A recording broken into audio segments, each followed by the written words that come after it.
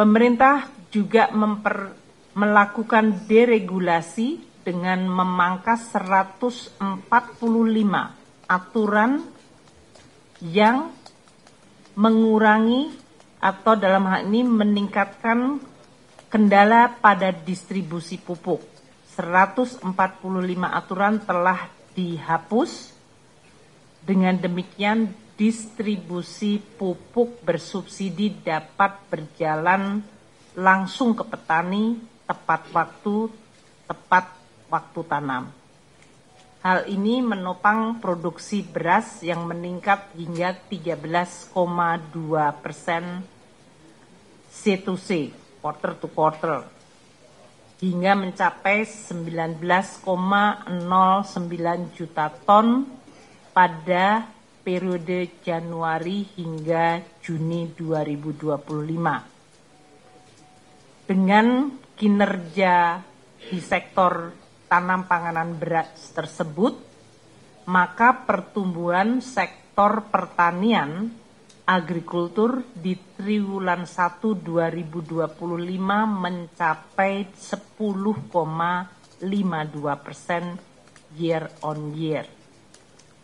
Sementara itu, cadangan beras di Bulog juga mencatatkan tertinggi dalam sejarah. Untuk terus mendorong produktivitas dan mendukung iklim investasi yang makin kompetitif, sehat, dan berkeadilan, pemerintah terus menerapkan beberapa kebijakan antara lain mengenakan bea masuk tindak pengamanan atau BMTP terhadap import produk expandable polystyrene. Kebijakan ini adalah untuk melindungi industri di dalam negeri dari lonjakan import produk expandable polystyrene.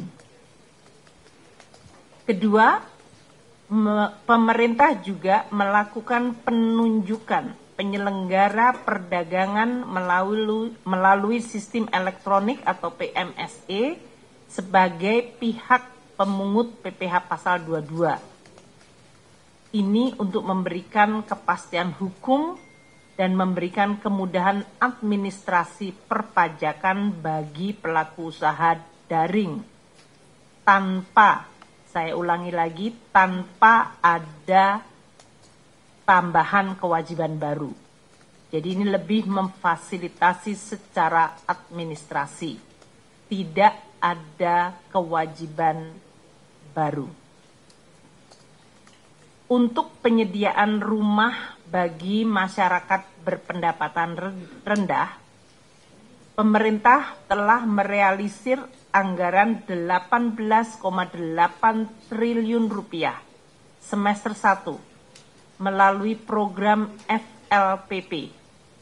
Dan ini telah membantu membangun 115.930 unit rumah FLPP bagi MBR. Total target untuk tahun 2025 ini dinaikkan untuk pembangunan rumah dari 220.000 unit rumah menjadi 350.000 unit rumah. Ini adalah upaya untuk terus mempercepat target 3 juta rumah dan juga untuk mendorong pertumbuhan ekonomi. Dalam rangka meningkatkan investasi swasta, deregulasi dilakukan, relaksasi juga dilakukan. Pemerintah melakukan percepatan penetapan tarif perlindungan dari 40 menjadi hanya 14 hari kerja, serta mengintegrasikan sistem pengawasan melalui CEISA Bea Cukai sebagai langkah konkret agar arus barang dapat terus diperlancar, biaya logistik terus dikurangi, dan daya saing ekonomi produksi nasional ditingkatkan.